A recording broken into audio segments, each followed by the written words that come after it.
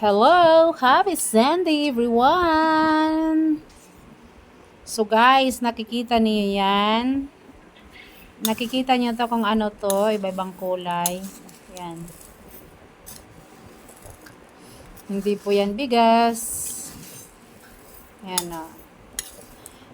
Yan ang Himalayan na asin.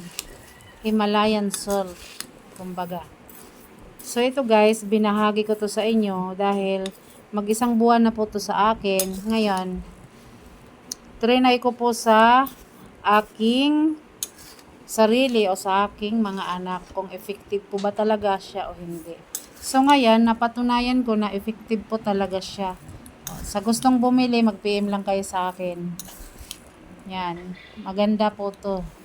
Kung gusto nyong magtanong sa comment section, sasagutin ko po kung anong benefits nito sa Himalayan salt.